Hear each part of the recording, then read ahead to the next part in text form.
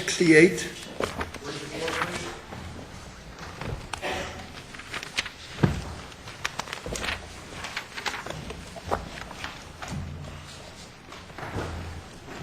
Good afternoon, Your Honor. Counselor, do you like rebuttal time? Yes, may I have 2 minutes, please? 2 minutes. Okay. Go ahead.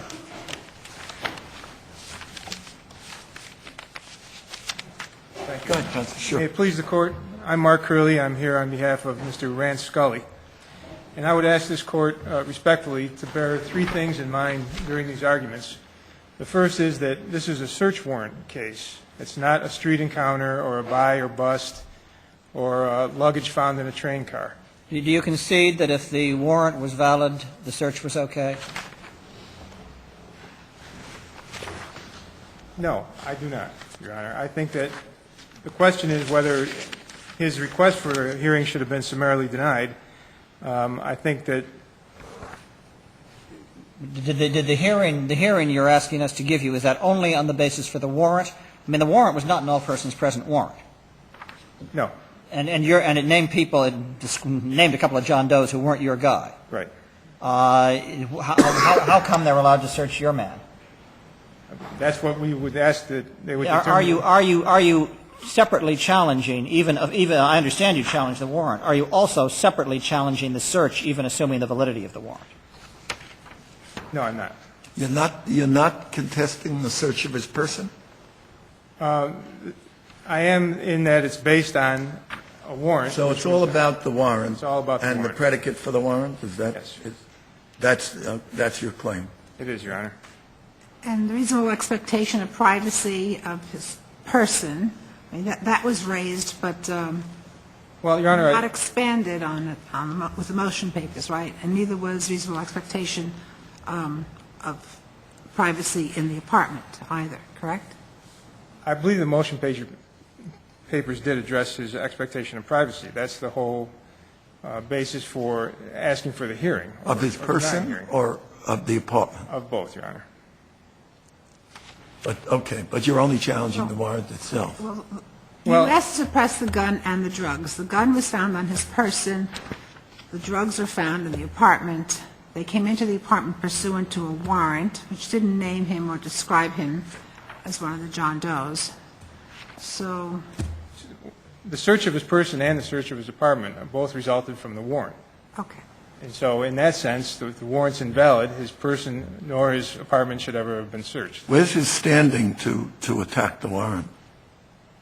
The judge has to establish a reasonable expectation of privacy, first of all. He has to have a legal basis for the objection to the search, and then he needs sufficient factual allegations to support that legal basis. Right, but the privacy, we have cases that seem to say that he didn't provide the lease, right, in this case?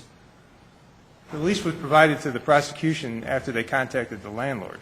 But your client chose, really, obviously intentionally, after it was called to his attention by the judge, said, why don't you, if you want to challenge this, why don't you put in an affidavit? He couldn't put in an affidavit saying, this was my place, I rented it, I have a reasonable expectation of privacy. He chose not to do that. Why? I can understand why he made that choice, but why doesn't that prevent him from challenging the warrant? He did challenge the warrant.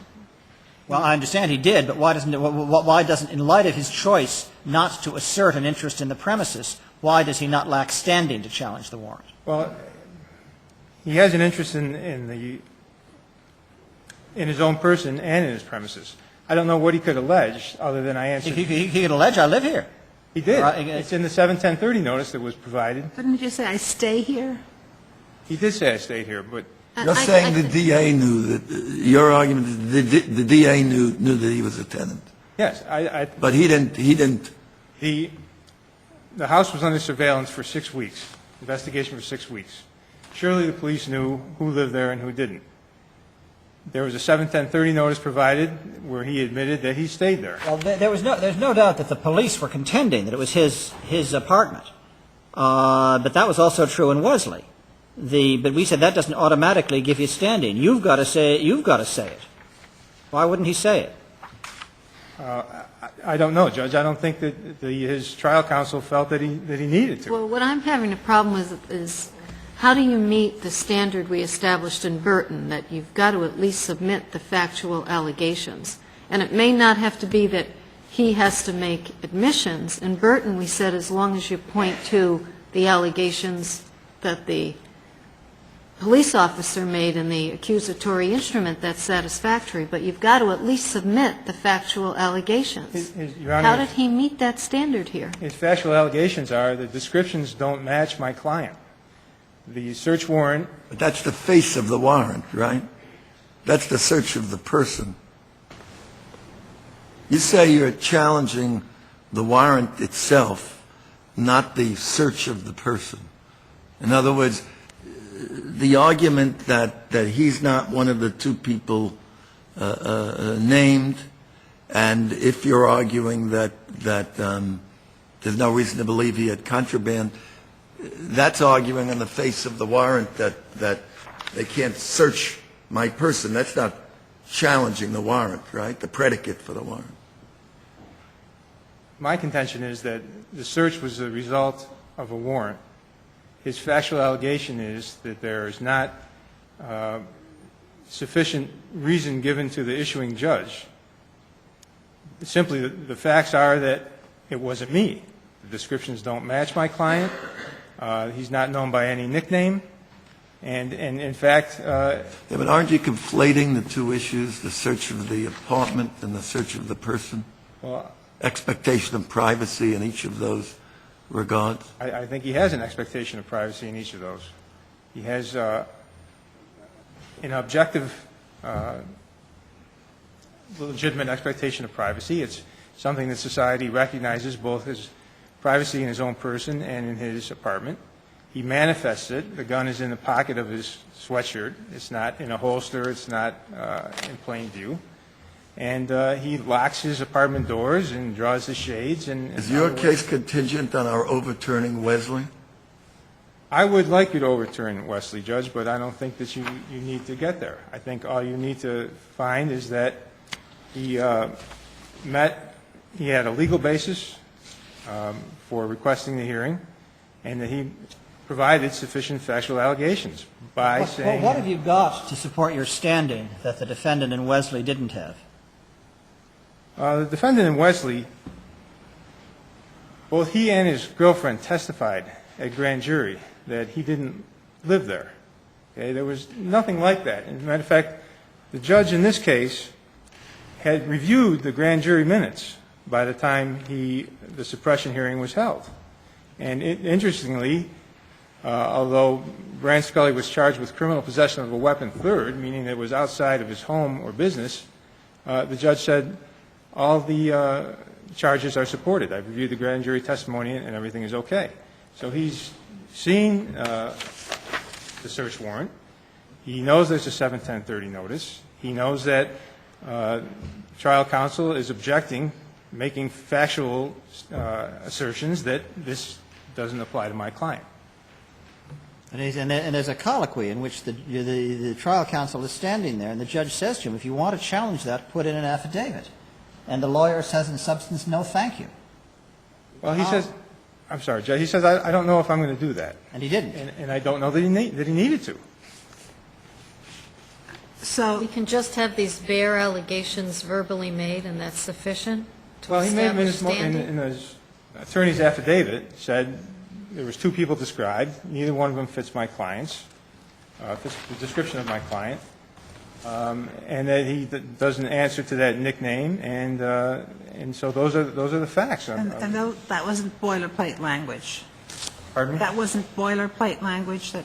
No, it wasn't. It specifically mentioned a nickname of Malcolm X, dark hair with dreadlocks, another guy with light skin, Rand Scully, who had dark skin and no dreadlocks. And he brings it up again to the judge.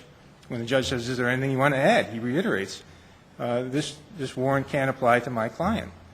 And so those are sufficient factual allegations to support. So between the affirmation, between the attorney affirmation and the statements that he made in open court, that the lawyer made in open court, that's sufficient? Yes, I think. Haven't we usually required a little bit more? Well, in you've distinguished between buy and bust scenarios where someone can't just allege innocent conduct, but in street encounters, it's enough to say, I wasn't doing anything wrong, I was walking down the street. Rand Scully was answering the doorbell of his apartment. And so I think saying there's a search warrant... Where's the affidavit saying, I was just answering the doorbell minding my own business? I mean, the police position, I suppose, is that they knocked on the door. Your client calls out, what do you want? He says one, which is understood to mean drugs, and your client opens the door. On that version of the facts, I'm not quite sure how I can understand how he got searched. Why doesn't he put in his version? Well, the police are going to come through the door either way, Judge, whether he answers it or not. I don't know how long the trial... But it'd be a different case if he'd been sitting reading the sports page in the living room, and when they executed this warrant, and he doesn't match either of the people in the warrant, and they grab him. But he's the guy who asks a question, which in context sounds like a drug-related question, and then opens the door to what he thinks is a drug buyer. Why doesn't that justify the search? Well, it may have, but my point is there should have been a hearing. Well, then Find that out. aren't we going back to automatic hearings? If all you have to do is just make such a generalized oral statement? No, I don't think so, Your Honor. I thought our last couple of cases was that we wanted some factual allegations. And I think you got them. That's why I asked you to remember, this is a search warrant case. And he's not just objecting to the search warrant in general terms or saying it exceeded its scope or saying that there was no jurisdiction. What he's saying is that it's factually there's something wrong. It doesn't match my client. And when you're searched and your apartment is entered on the basis of a search warrant, it's hard to find where this apartment's his, and I got the impression almost like he was trying to have both sides of this to say, you know, the search is bad, therefore I win, but if I don't win the search thing, by the way, it's not my apartment.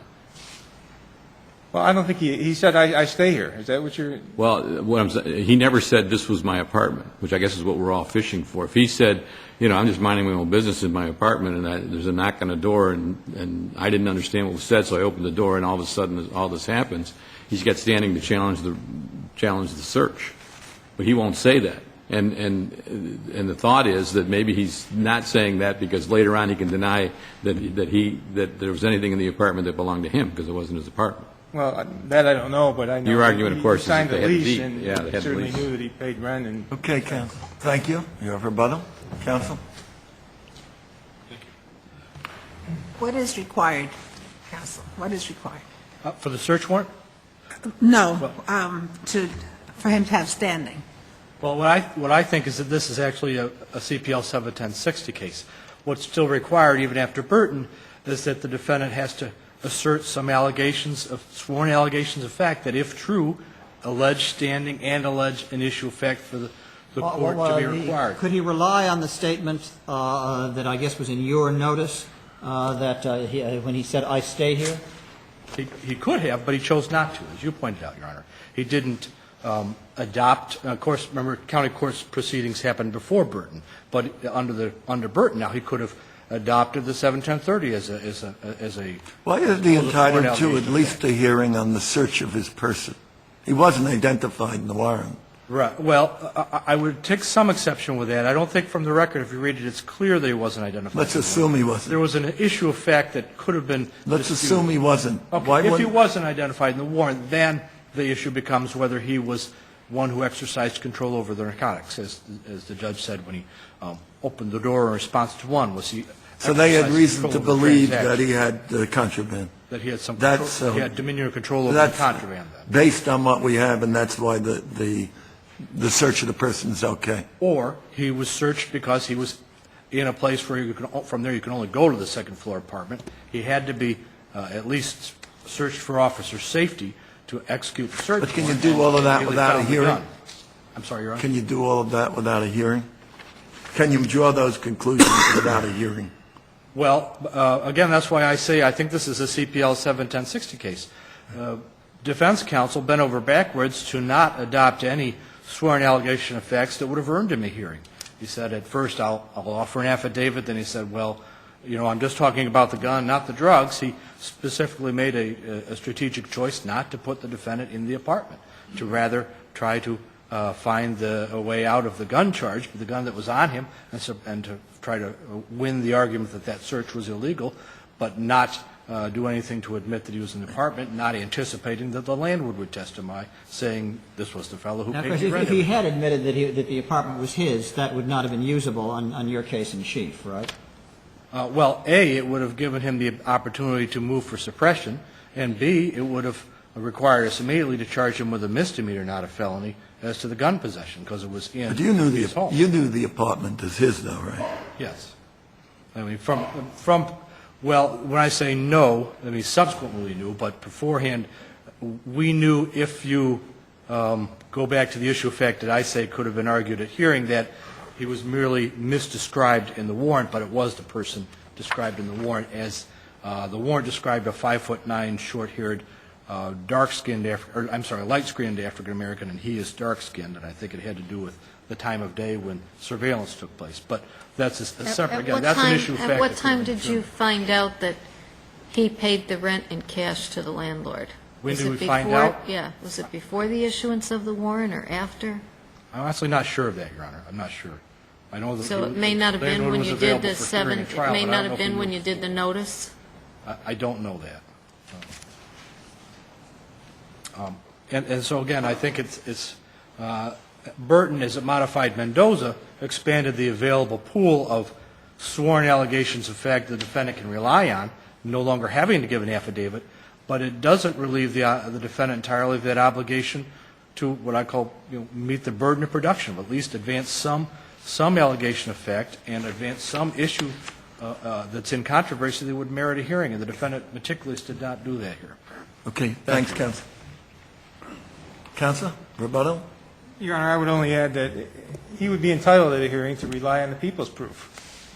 And so if they knew and testified at the hearing that they knew he paid rent, he could rely on that. So I think there were sufficient questions raised to warrant the hearing itself. Okay, thank you. Thank you both.